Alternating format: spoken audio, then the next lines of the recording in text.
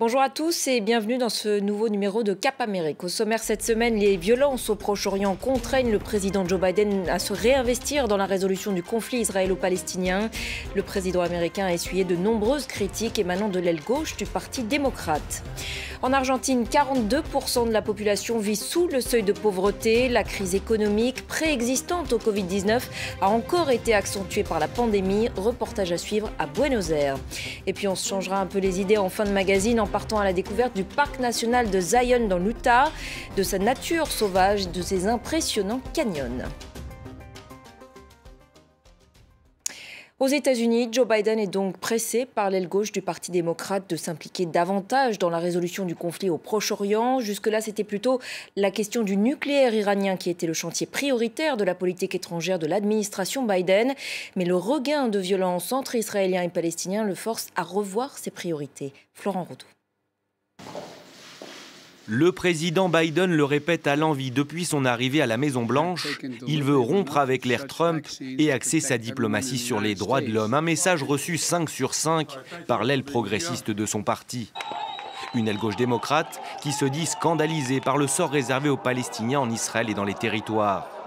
À l'image d'Alexandria Ocasio-Cortez, qui n'hésite pas à parler d'apartheid, plusieurs poids lourds démocrates pressent désormais Joe Biden de revoir le soutien historique et quasi inconditionnel de Washington à l'État hébreu. En n'intervenant que pour parler des actions du Hamas, qui sont condamnables, et en refusant de reconnaître les droits des Palestiniens, Biden renforce l'idée fausse que les Palestiniens sont à l'origine de ce cycle de violence. Ce n'est pas un langage neutre. Il prend parti pour un camp, celui de l'occupation. La vie des Palestiniens compte. Faites passer. Le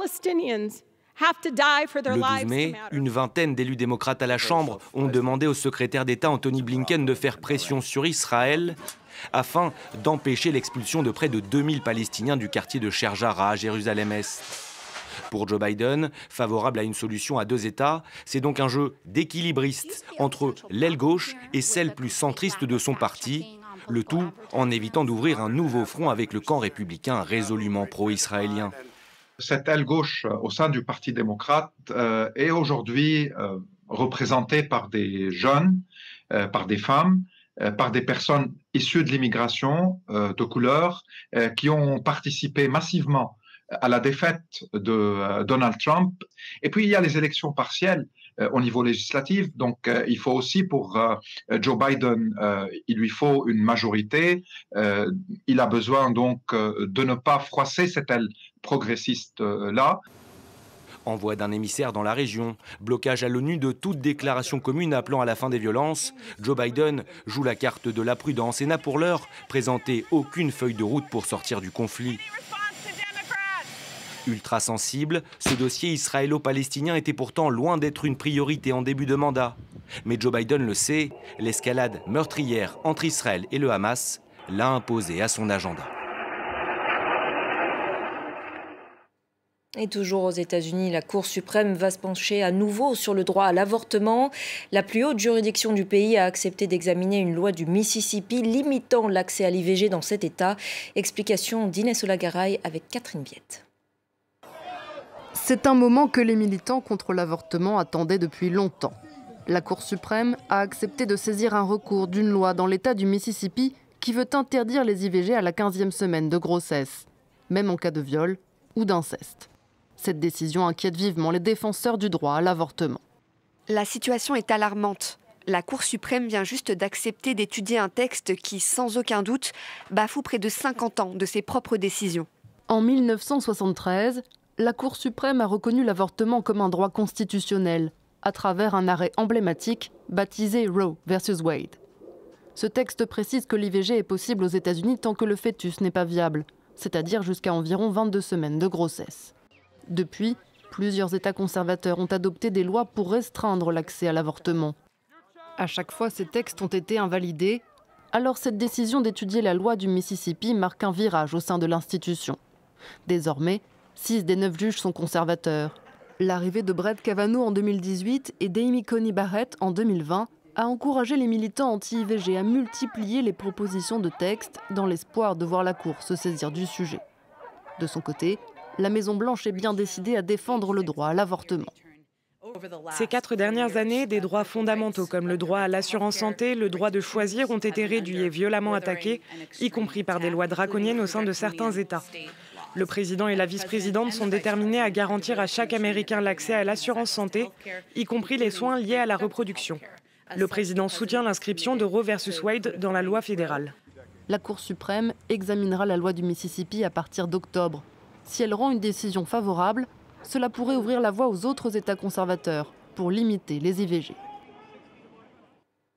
Contre toute attente, au Chili, ce sont les candidats indépendants qui sortent les grands vainqueurs du vote constitutionnel. Des candidats au profil très varié qui devront proposer une nouvelle loi fondamentale dans un délai d'1 an pour remplacer la constitution actuelle datant de la dictature militaire d'Augusto Pinochet. La liste de la droite unie du président Sebastián Piñera qui défendait le maintien de cette constitution a été balayée.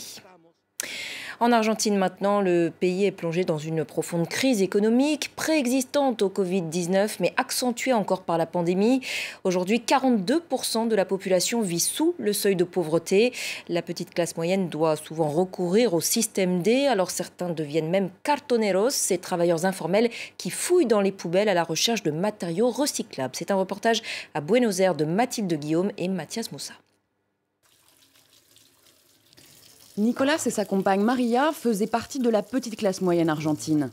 Mais l'année dernière, la pandémie et le long confinement ont fait couler l'usine de meubles où Nicolas était charpentier. Avec le seul petit salaire de Maria, ils ont basculé dans la pauvreté, comme beaucoup d'Argentins. Dans cette économie dévastée, très peu d'offres d'emploi, tellement de chômeurs en demande, c'est la recette pour l'exploitation. Le seul job que j'ai trouvé, c'était dans un frigorifique. 14 heures par jour pour 4 € la journée. Oui, tu entends bien, 100 € par mois pour 6 jours par semaine. Il a tenu 2 semaines avant de se décider à rejoindre l'économie informelle et à devenir cartonero, c'est-à-dire à faire les poubelles à la recherche de carton, de plastique, de tous les matériaux recyclables et revendables. Bonjour, vous auriez des cartons à me donner? Non, rien? Merci, passez une bonne journée. Un petit boulot qui s'est développé avec la terrible crise de 2001 et son cortège de déclassés. Mais pour Nicolas, il a l'avantage de lui permettre d'être son propre patron, ou son propre esclave, comme il le dit lui-même. La crise qui touche tout le pays renforce les liens de solidarité, mais pas uniquement. Beaucoup de gens ont du mépris pour nous. Ils pensent qu'on fait ça parce qu'on est feignant ou parce qu'on est ignorant. Au début, ça me faisait honte, ça me dérangeait. Maintenant, plus. 10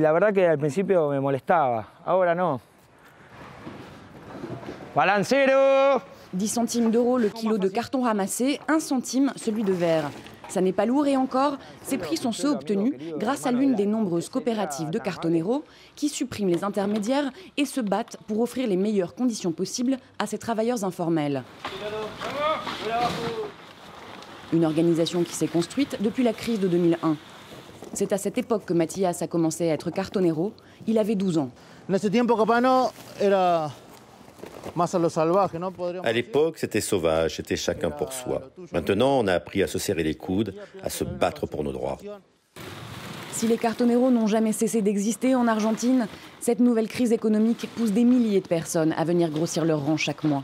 Comme ces jeunes qui viennent assister à leur première réunion d'information. Ils ont commencé à travailler ces dernières semaines. Aujourd'hui, 40% des Argentins survivent grâce à l'économie informelle. Allez, on se change maintenant un petit peu les idées en partant à la découverte du parc national de Zion dans l'Utah, dans l'ouest des États-Unis. Nature sauvage, canyon vertigineux, c'est un reportage signé de nos confrères de France 2. C'est l'un des monstres sacrés des grands parcs nationaux américains. Zion dans l'Utah. Pas étonnant qu'il revendique donc un sentier à la hauteur de sa réputation. L'une des 10 randonnées au monde selon le guide Lonely Planet, les Narrows, qui signifie étroit en anglais. C'est la 2e tentative pour Rick McMahon. C'est fabuleux, hein? L'Utah, ça déchire. Il y a quelques années, cet habitant d'Hawaï ne s'était pas suffisamment préparé et n'avait pas réussi à aller aussi loin. C'est l'un des décors les plus stimulants, les plus excitants que la nature peut offrir à quiconque cherche l'aventure. Les Narrows sont une marche de 27 km sur 2 jours dans ces gorges sinueuses et encaissées. Ce canyon est souvent fermé par les autorités du parc en raison des flash floods, ces subites montées des eaux en quelques minutes dès qu'il y a de la pluie ou un orage. Des randonneurs sont régulièrement piégés et noyés. La plupart des visiteurs rebroussent chemin après une journée épuisante. Ces deux amis californiens sont heureux du spectacle, mais pas assez équipés. On est les seuls à être allés aussi loin sans bâton. Mais ça explique aussi pourquoi on est autant trempés. Moi, j'ai fait 4 roulés-boulés en essayant de me rattraper. Mais au moins, le froid de l'eau anesthésie la douleur. Comme une renaissance après une vie enfermée, ce couple a décidé de tourner la page du Covid en venant ici. Pour eux, ce canyon est à l'image d'une lumière au bout du tunnel. Ça fait plus d'1 an qu'on voulait faire cette randonnée. On a dû sans cesse reporter à cause du Covid. Mais cet endroit est juste monumental. La randonnée la plus unique et la plus fabuleuse que j'ai jamais faite. Mais aujourd'hui encore, certaines merveilles du Grand Ouest restent inaccessibles. Monument Valley, qui appartient aux Indiens Navajo, est fermé jusqu'à nouvel ordre. Durant la pandémie, les parcs nationaux ont perdu 30% de leurs visiteurs, notamment les touristes étrangers. Du coup, les locaux profitent de ce calme forcé pour redécouvrir des endroits plus secrets. Comme l'étonnante Goblin Valley.